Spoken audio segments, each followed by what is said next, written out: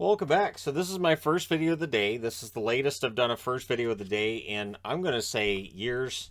The scheduling, the way that they had it, this game, because it was on ESPN and they had a prolonged pregame show, I didn't have a chance to do a news video as I thought I might. And then there's other stuff going on with me right now too that just ended up preventing me from getting videos done. So those will get done after the review, which is odd, but it'll be all right. Anyways, we're going to start things off with the game from this morning, which featured the Tampa Bay Lightning and the New York Islanders. So it was Vasilevsky versus Sorokin. A really good goaltending battle in this one. Kucherov was denied early. The shots were 4-1 for the Bolts at that point. I think that was about 2.5 minutes in. Then Point has a fast break that saved. Maroon and Johnston were unfriendly. The Islanders have a 2-on-1. Barzal fires high during that. Press at the half by the Islanders. Then there's a power play for the Islanders, which only lasts a minute and 10 seconds before it becomes a 4-on-4, meaning that then Tampa has a power play during their short power play. Bailey has a rush chance. That was a near miss. Everything gets killed off there. Then there's a goal line stand by Sorokin where he does the splits. Chernak, Perry, unable to bury it. And then on a rush chance, during a 3-on-2, Brock Nelson continues to be red hot. He scores at 18-14, so that makes it 1-0 for the Islanders. 44 seconds left. The Bolts get a power play, so that rolls over into the second period. In the second period, at 1 minute and 10 seconds, Hedman scores on the power play from Point and Vasilevsky. That was scored on a rush opportunity as well, so not your traditional power play goal, but they'll take it. The shots are 4-0 Bolts at 4 minutes. So they have a fast start both in the first and in the second period. Bolts then get another power play. There was a post for Hedman on a 92-mile-an-hour shot.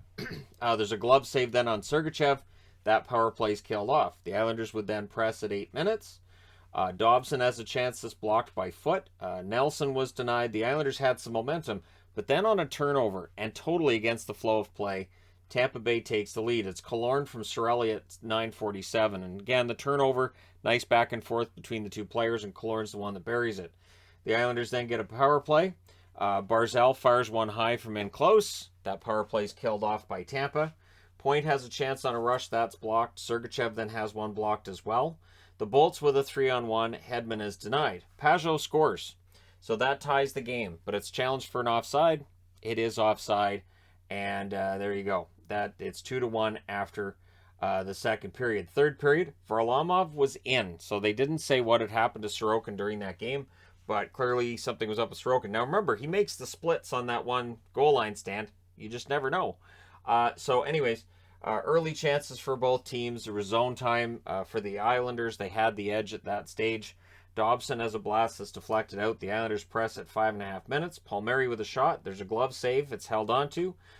Belmar's denied as Tampa had a pretty good shift. And then Colton would score to make it 3-1 from Sergachev and Belmar at 9:10.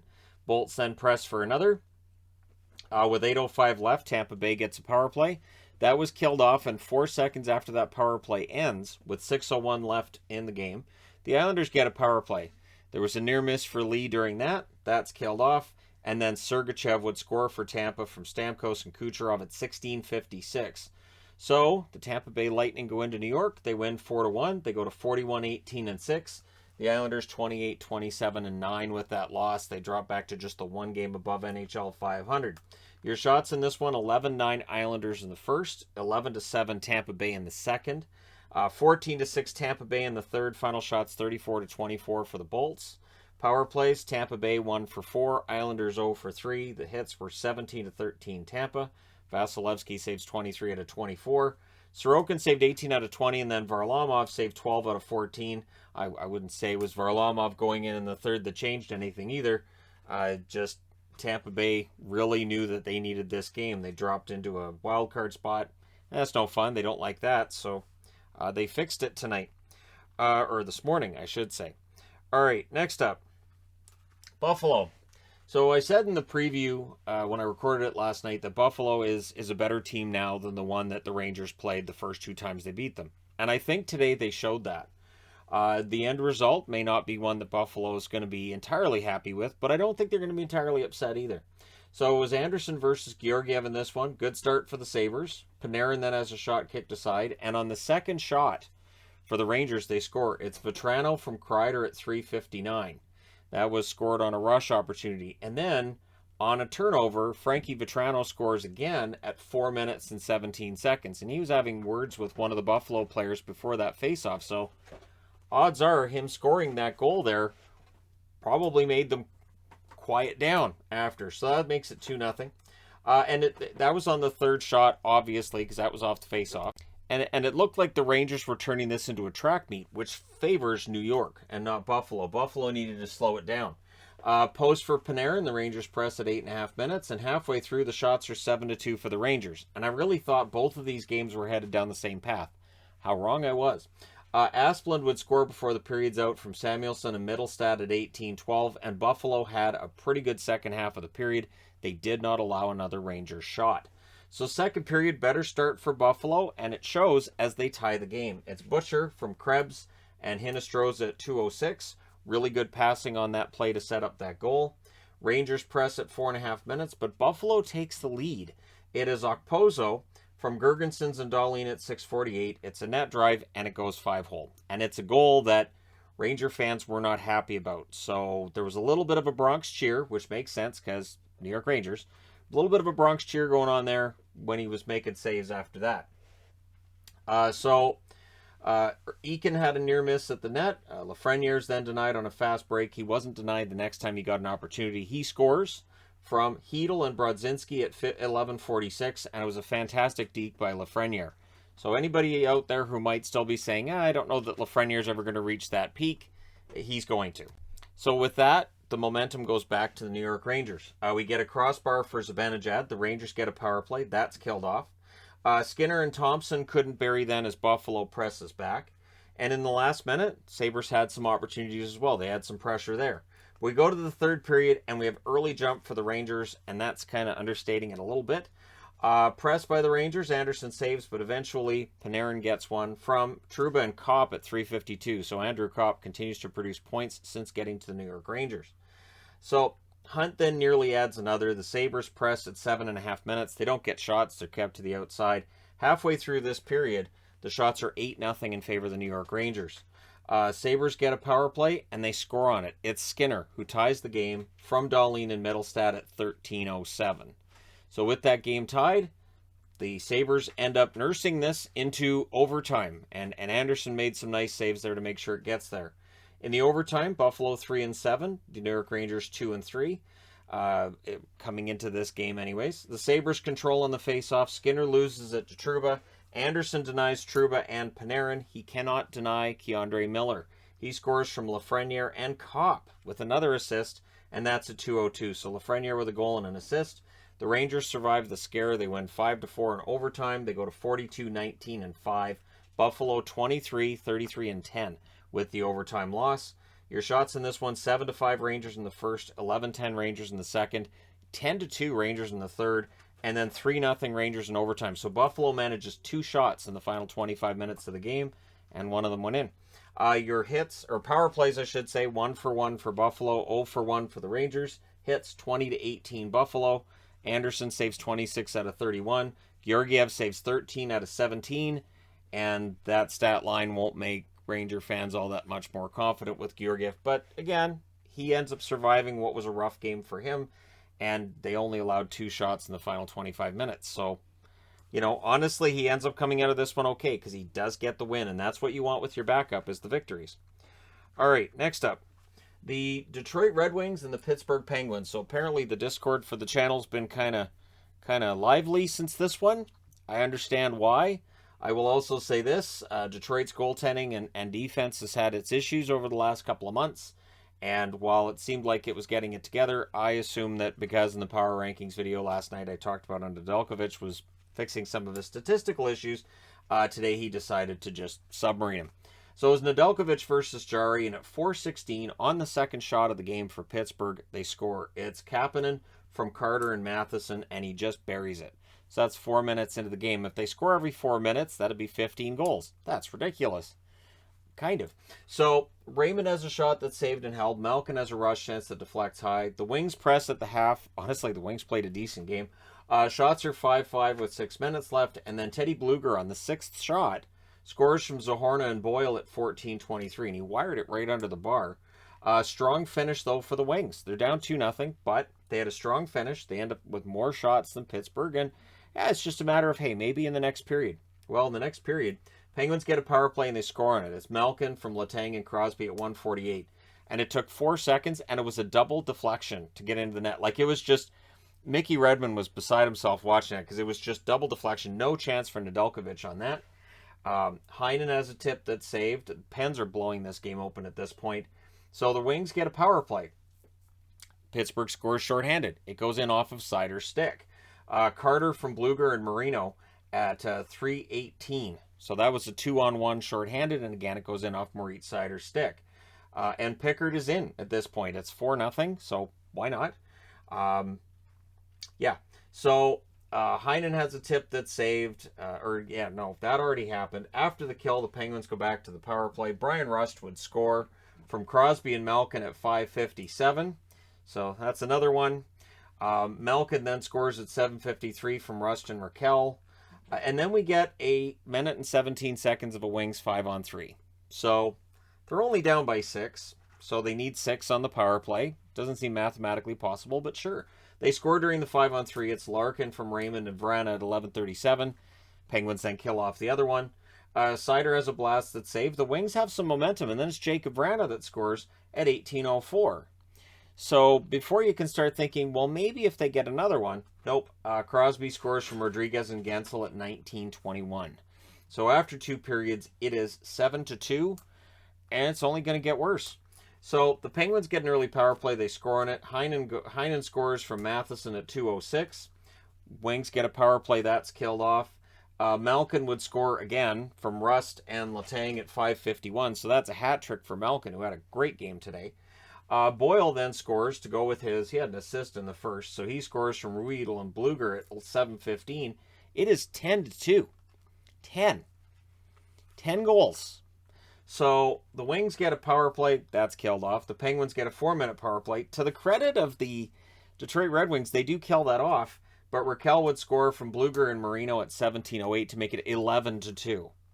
So that's your final score. I'm very glad that I have 2 sets of the Pittsburgh Penguin numbers, because then I have 2 1s to make an 11. I also have 2 2s if I ever need to have 22 goals for a game, but hopefully we don't see that anytime soon. Pittsburgh goes to 40, 17, and 10 with the win. This only counts as 1 game, I checked. Detroit drops to 26, 32, and 8. And this is going to hurt their stats overall. Allowing 11 goals will do that. Your shots, 13-8 Detroit in the first, 13-12 Detroit in the second, and then 15-9 Pittsburgh in the third. So Pittsburgh played better in the third when they were up 7-2, or Detroit just gave up, or I have no idea. Final shots are 35 each. Power plays 1 for 5 for Detroit, 3 for 6 for Pittsburgh. Hits 26-22 Pittsburgh. Nedeljkovic saves 15 out of 22. Pickard saves 9 out of 13 as they got to share in the misery. It didn't matter who was in the net. I think it had more to do with the defense in front of them than it had to do with the goaltending, but you guys can let me know your thoughts. Jari saves 33 out of 35, and it might be the easiest 33 save game he had, because there's no stress if he allows one, because they're up by more than a touchdown. So that definitely helps with the stress level for a goaltender, doesn't it? All right, next up. Philadelphia in against the Nashville Predators. So we're getting into the later games. I mean, later kind of sort of, even though it's still, the sun's still up outside. This is the first time I've done a review with the sun still being up in a long time. So it's Jones versus Saros, at least at the end of the day review. Preds have a 2-on-1. Tolvanen fires high. And then Philadelphia on their second shot, they score. It's Sanheim from Frost at 2:15. Now, I will say that the Nashville feed was the only one I had access to. They acknowledged Saros has been struggling lately. Yep, the good news is they're outscoring that problem, but it's one that has to be fixed before they get into the playoffs. So whether it's an issue of him playing too much, whether it's an issue of him just going through a slump and them needing to find a way out of it, they need to figure this out over the next 4 weeks, right? No room for either team for the next 5 minutes. Honestly, pretty good defensive shutdown for a while. Then there's a press by the Predators with 8.5 minutes left. The shots are 7-2 for the Preds. Jones had been the difference to this point. There's a power play for Nashville. Yossi with a blast that's saved and held. That power play is killed off. And then Philadelphia adds another. Farabee from Atkinson and JVR at 17:27 on what was Philadelphia's fourth shot of the game. So Nashville's playing really well, and they're down 2-0. Brown then had a fight with Trennan, and you got to think that's Trennan trying to fire the team up. So second period, Trennan scores from Yossi and Jeannot at 41 seconds. So Trennan with a goal and a fight. He's 2/3 of the way to the Gordie Howe hat trick. Somebody on the team does get one, though. So that makes it 2-1. But then Willman on the fifth shot, so the first shot of the second period, he scores at 2:23. Konechny then has a net drive that's saved. The Preds get a power play. That was killed off. But then Trennan, he scores again. So that fight must have got his shooting hands going. He scores from Granlund and Jeannot at 7:26. And then less than a minute later, Cunnin ties the game from Granlund at 8:12. So all of a sudden, there's all this momentum for Nashville. McCarron with the net miss. The shots are 12-5 for the Preds with 4.5 minutes left. Flyers get a power play. That was killed off. And then Forsberg, he scores from Carrier and Duchesne at 18:13. That's 4 goals in the second period for Nashville. Van Riemsdyk would answer, though, from Konechny and Provorov at 19 minutes and 12 seconds. So after the second period, this scores 4-4. It is a crazy game. Lots of scoring, lots of opportunities. Although, while Philadelphia had a better second period, you still have to look at that total and say 14 shots, and 4 of them have gone in the net. And that's not something you want to see if you're Nashville. Third period, Hodgson had a fight with Jeannot. So now Jeannot's 2/3 of the way to a Gordie Howe hat trick because he already had assists, and now he had a fight. Preds had the lone shot in the period at 4 minutes. But by 6.5 minutes, Flyers had 3 and Preds hadn't recorded another one. Strong forecheck by Willman going on, and then McEwen has a rush chance that deflects out. And I thought the Flyers played a pretty strong third period. They limited Nashville's chances, but Nashville does get the 5-4 goal. It's Jeannot completing the Gordie Howe hat trick from Yossi and Carrier at 18:41, and that would be your winner. Goalie pull doesn't help. Your final score is 5-4. The Nashville Predators survive a scare. They go to 38-24-4. Philadelphia 21-34-11.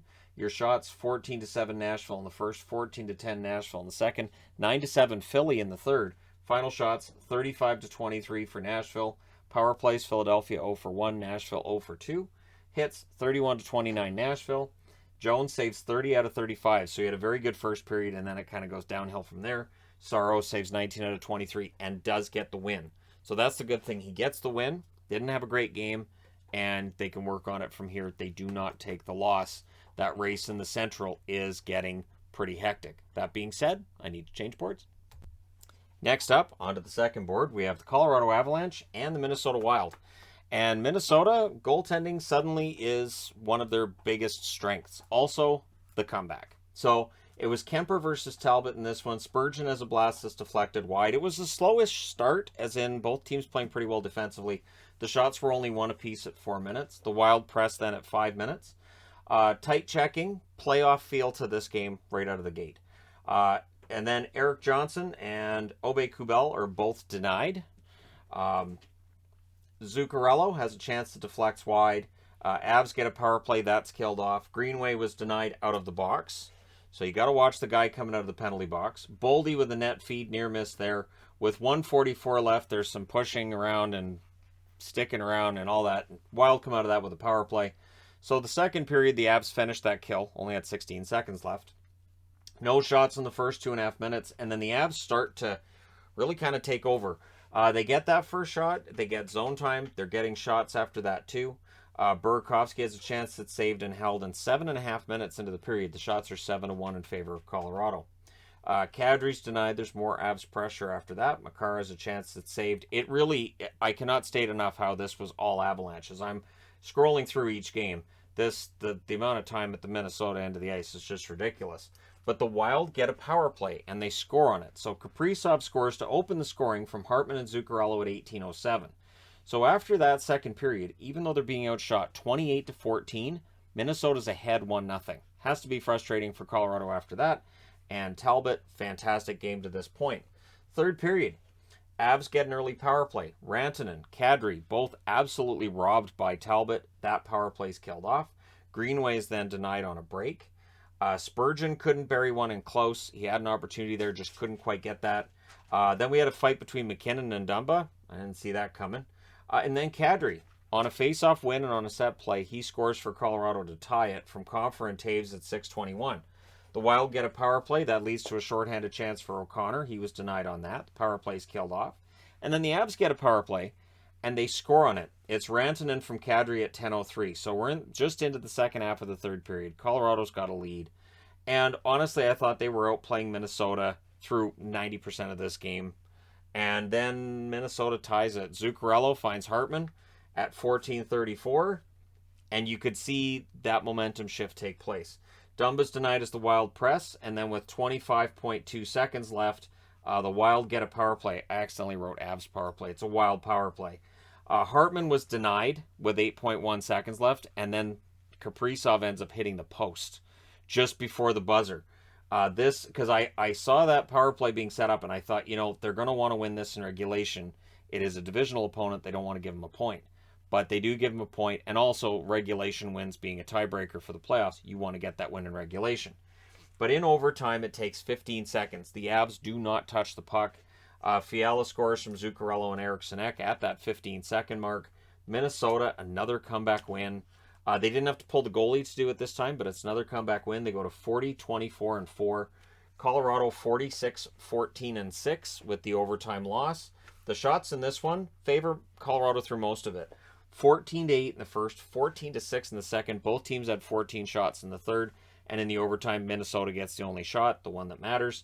Final shots 42-29 for Colorado. Power plays, the Avs 1 for 3, Minnesota 2 for 4. Your hits, 35 each. Very hard hitting. These teams, if they meet in the playoffs, I think we're going to get a pretty spirited meeting. So Kemper saves 26 out of 29. Talbot saves 40 out of 42. And legitimately, I saw that he got the first star of the game. Yeah, there's no doubt that he's the first star of this game.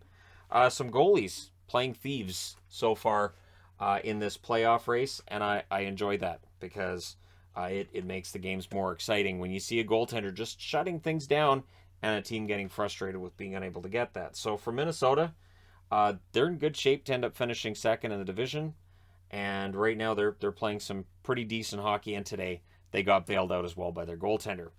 All right, next up, Toronto. So the Toronto Maple Leafs, I think they played their best game they've played in weeks, although the third period is kind of iffy in places. I think they played their best game in weeks. So it's Knight versus Mrazek in this one, and again, it's a first-minute goal for Toronto. Well, they had that last night too. So Riley scores from Brody and Matthews at 49 seconds. It was a perfect tip by Morgan Riley, and it's the first shot of the game. And so Toronto's up, but they were up 1-0 on Montreal in the first minute too last night. Near miss then from Matthews from in close. The shots are 4-2 for the Leafs at 6.5 minutes. Panthers press at the half, and on the first good shift that Florida had, the first one that looked a little bit dangerous, they score. It's Montour from Bennett and Huberdeau, and how many times have we seen that? Kind of a sleepy start from Florida, not doing a whole lot, and then all of a sudden, they get it, right? All of a sudden, they get it, and then usually the momentum picks up from there. Panthers get a power play, but that was killed off. And I thought the Florida power play, which has been pretty lethal lately, Toronto did a good job of making sure that it wasn't tonight. Then there's another power play for the Panthers with 1 minute and 16 seconds left, which meant that at the horn, Toronto had some questions for the official about the back-to-back calls in favor of Florida. Now, in the second period, shortly after that penalty kill ends on a turnover by Nylander, Lomberg makes it 2-1 from Luostarinen at 1:27. Again, we've seen this movie many times this year. Florida goes down early, Florida has a slow start, and then they just blast the other team. And I thought, this could be it. This could be where the turning point hits. It's not, though. The Leafs try to answer. Marner couldn't bury one on a rush. The Leafs press. That ends up drawing them a power play. And the turning point to me was that Toronto power play. So Tavares scores from Marner and Riley at 5 minutes and 10 seconds. He roofed it backhand. It was a nice goal by Tavares, who seems to be heating up again. Lyubushkin then has a near miss on a rush. The Leafs go back to the power play, and they score again. It's Tavares again from Marner and Riley again at 11 minutes and 12 seconds. I did a double take with the fact that it was the exact same scoring play. But, yeah, same scoring play. And Marner had a very good game. Kerfoot then with a sharp angle shot that saved. Oh, Marner also reached 300 assists, faster than any other Toronto Maple Leaf in their career. Now, I'm saying that as a Toronto Maple Leaf who comes into the league as a Maple Leaf. The record is still Dougie Gilmour, but of course Gilmour starts his career in St. Louis and didn't get that 300th assist in Toronto. But the interesting thing too for me with Gilmour would be, I don't think Gilmour was faster than this from the start of his career, but I haven't looked it up. Anyways, Kerfoot then has the sharp angle shot saved. We get 2 minutes of 4-on-4, and then with 35.9 seconds left, there's a power play for the Panthers. So, much like going into the second period, Florida's coming into the third with the man advantage. The Leafs do finish the kill in the third period, and they allow 3 shots. Panthers pressure after it ends. Mrazek, though, looked really sharp. This was one of Mrazek's best games. Leafs were countering the transition well. I thought usually Florida transition team, a lot of speed through the middle of the ice. And I thought Toronto did a good job of neutralizing that. Although we have Forsling with a rush, that was glove saved. I believe he had a post earlier in the game too. The Leafs with a 2-on-1. Haig breaks that up. And then Mikheyev, he scores from Marner and Hall at 9 minutes and 12 seconds. So that's a nice insurance goal there, about halfway through the period. Nylander then tips one wide, the Leafs press, but they're not generating opportunities that lead to shots. Matthews was denied from the faceoff circle. I think that was, yeah, that's right. So just looking at the shot totals, every shot the Leafs had I've got on this board. All of them. So the goalies pulled with 4 minutes left, and the Panthers had so much zone time, and they had opportunities. The Leafs were doing a good job shot blocking and making sure they kept Florida to the outside. So the shots happen, but the shots are from the outside, and they're blocking as much as they can. And then an empty net goal is scored by Matthews at 19:59. So he continues his plod towards 50 and beyond this year. And Toronto wins this one 5-2. They go to 41-19-5. The Florida Panthers 44-15-6. So it's only their 15th loss in regulation. It's only the second loss they've had in regulation in their last 12 on the road. So very good game for Toronto. The shots, 11-7 Florida in the first, 13-9 Toronto in the second, 12-3 Florida in the third. The final shots are 32-23 for Florida, which I don't think tell you the whole story. The special teams is where I think it's told. 0-3 for Florida and 2-2 for Toronto. Your hits, 31-29 Toronto. Spencer Knight saves 18 out of 22. Mrazek saves 30 out of 32. And so on back-to-back nights, Florida doesn't quite look as strong as they usually do. They'll be glad to be out of Ontario and head home. All right, next up, Montreal and the New Jersey Devils. So keep in mind, this is the game that features no teams that are in the playoffs. There were 7 games on at the same time. So I'm going to, give my attention to the teams that are in the playoffs. Although the Pittsburgh-Detroit game didn't require a lot of attention once we got to that, score of 7-2. So Montembeault versus Dawes in this one. Montembeault had an excellent game, but so did Dawes. Shots are 2-1 for the Devils at 3.5 minutes. Caulfield fires one high in the slot. Dawes then denies Josh Anderson. The shots are 6-3 for the Devils, though, with 8 minutes left. So the Habs are getting some opportunities, but the Devils are getting more shots. Montembeault denies Bratt. Hughes has a rush chance. Savard takes that away. But Hughes would score at 19:16 as Montembeault passed him the puck. I'm not sure where he was looking to pass that puck, but he passed it up the middle of the ice. You don't do that. And Hughes showed him why you don't do that. And so it's 1-0 New Jersey after 1. Second period.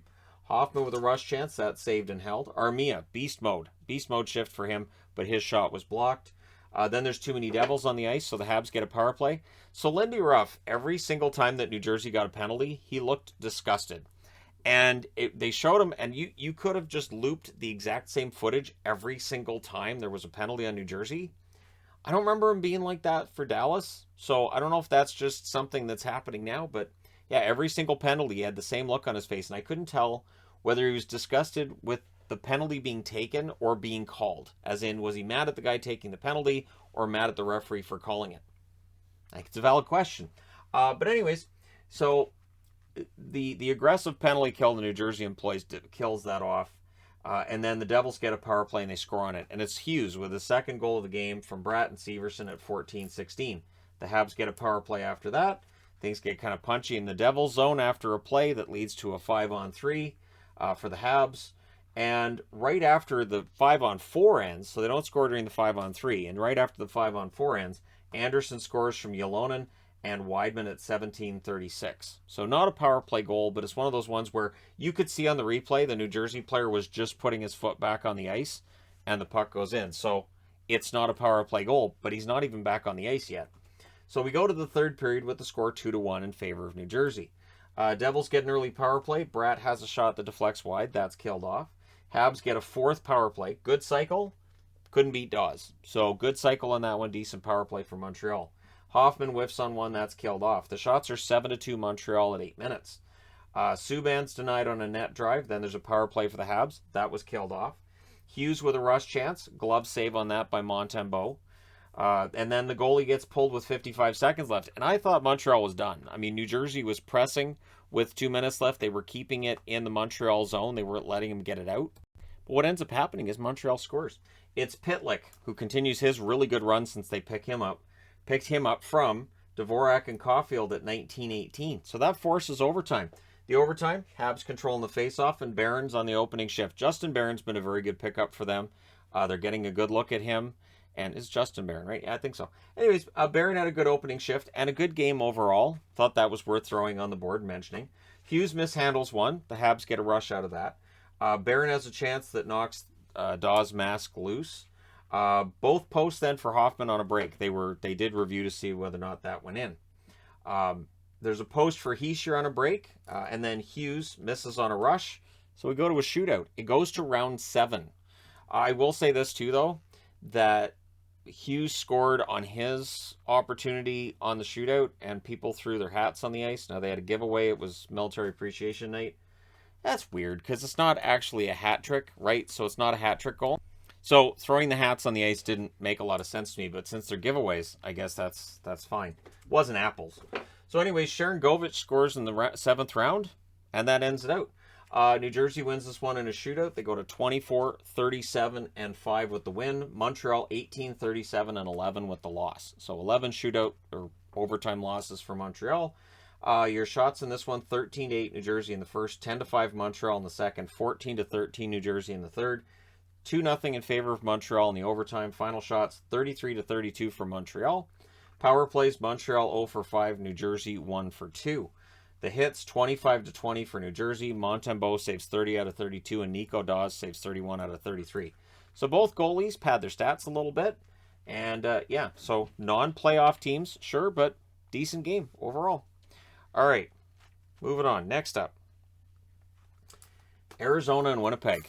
So what is it with Vejmelka and Winnipeg? I swear, I thought about tweeting out, like, I think Vejmelka's save percentage is .846 unless he's playing Toronto or unless he's playing in Winnipeg. Because it's Vejmelka versus Hellebuck. This was game 965 for Kessel. Nowhere near the amount of hoopla about him reaching game 965, which passes Doug Jarvis, because meanwhile, Keith Yandel is still ahead of him. So, kudos to Kessel for getting this far, and, you know, it's a lot of games, right? In a career that's about 1,200 games long. Jets press right away, but the Coyotes would press back in about 2.5 minutes. And the Coyotes did their best to make sure that the Jets weren't getting too far ahead of them in this. So the Jets have a 2-on-1. Dubois fires wide. There's a press by the Jets at 6 minutes. Tony Nato tries to get one to Svechnikov at the net. Near miss there. Wheeler's denied on a rush. The Jets had a 2-on-1 that's defended, and it looked like this was going to be scoreless after one. But at 19:46, Scheifele scores from Stastny and Heinola. So when they score first, Winnipeg has a pretty good record. They're 21-7-6 when they score first. So we're going to the second period with them ahead.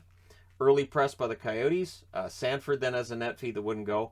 Jets get a power play. That was killed off. Ehlers is denied. Vejmelka holds on. Vejmelka's already, looking for another steal. The Jets score, but it's challenged for the puck hitting the netting, and it did. So the puck hit the netting before that. I can understand why referees, linesmen don't necessarily catch that every time. So that goal's taken off the board, and it felt like that was really important. If that counts and it's 2-0, yeah, the Jets are probably going to just keep riding it out from there, right? Coyotes, though, press with 6.5 minutes left. Heinola with the net feed. That's held on to by Vejmelka. The Coyotes press with 1.5 seconds left. There's a 3-on-2 for the Coyotes that's just saved. And then Harkins was denied on a rush after that. So pretty exciting end to that second period. It's still 1-0 for Winnipeg, which means Arizona, they're sticking around. Arizona's not letting this one get away from them. Keller's denied from the slot. Morrissey's robbed on a net drive in the third period. And it just, you could feel it. You could feel that something was coming the other way. And it did. Ritchie scores from Schmaltz and Dineen at 6:17. It was a loose puck in the crease, one of the easiest goals Nick Ritchie's ever going to get. And it's just, it was the net crashing by Arizona. The only way you were going to beat Hellebuck tonight. Galchenyuk then has a chance that deflects out. As you start to realize, Arizona's looking to do it again. Go to Winnipeg and win. In this season series, the first 3 games, whoever plays at home wins. This is the 4th game. And or whoever's playing on the road wins. This would be the first game that a home team wins. But it really looked like Arizona could steal another one. Shots are 6-4 for the Jets at the half, but they've been outscored 1-0 at that point. And I mean in the period, not in the game, obviously. Ritchie's denied as he's seeking another one. Krause with a net drive, that's defended. The Coyotes are not letting the Jets get to the middle of the ice. They're doing a very good job of closing that off. So the Jets, zone time happening for them after that too. Still not getting the shots. Erickson then has a chance that's saved and held. Krause prevents an Appleton goal and takes a penalty doing it. And if you're going to take a penalty to prevent a goal, just drill him, I guess. And he does. And so off to the box, but that's killed off. The Arizona Coyotes kill that off. They only allow the one shot. So we go to overtime. And we go to overtime because the goal that hits the mesh is called back. And because Krause almost ends Appleton, right? So in the overtime, Coyotes controlling the faceoff. Schmaltz was denied. The Jets gave him the lane. So they had 3 forwards on the ice. I think coaches are starting to figure this out. I've noticed that there's coaches experimenting with having 2 defensemen on the power play. Yeah, that used to just be called the power play. So I think this having 3 forwards on the ice for overtime, I think that I understand why teams do it. It is dangerous because once that puck gets turned over like this, you end up with a situation where you're giving Schmaltz the net. They moved away from Schmaltz, so he could just... I'm watching this and I'm like, what are they doing? And that was when the announcers pointed out there's 3 forwards on the ice. Jets rush. Connor's shot is saved and held. Coyotes control then on the next faceoff. They have a rush chance there. Michelli was denied. Wheeler blasts one wide, and then Ehlers was denied shortly after that. Kessel has a shot that's saved and held.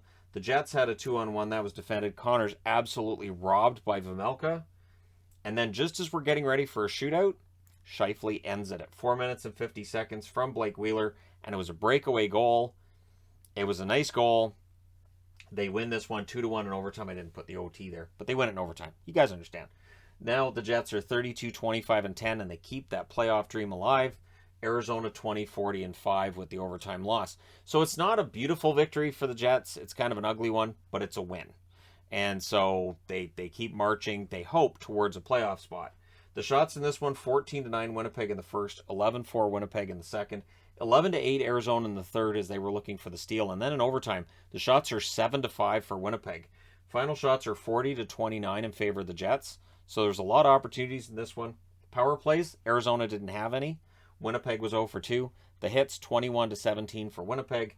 Vejmelka saves 38 out of 40, I should say, and Hellebuck saves 28 out of 29. Funny thing is, I haven't had a problem with a rabbit at all today, and as soon as I start doing a video, my cadence and my voice changes, and they know, and they're like toddlers, which is why I do not leave them on the set overnight, because it would not go well. So they go to the enclosure overnight. Anyways, there you go. You guys are all caught up on today's games. As I said, I'm going to be doing some other video stuff after this is done and posted, because there is other new stuff to report from today. But it was an odd day. It was an odd Sunday. It's done now, and I'll never speak of it again. Thank you guys so much for watching, for all your support. Don't forget to hit like and subscribe if you haven't done so already. The channel's growth has been fantastic recently, and I'm excited as we get closer to the playoffs, and looking forward to seeing who makes it and who doesn't. So every night it seems like that picture changes. It changed again tonight, and we'll see what the picture looks like after tomorrow night too. I think there's 5 games tomorrow. So let me know your thoughts. Hit like and subscribe. I'll talk to you again soon.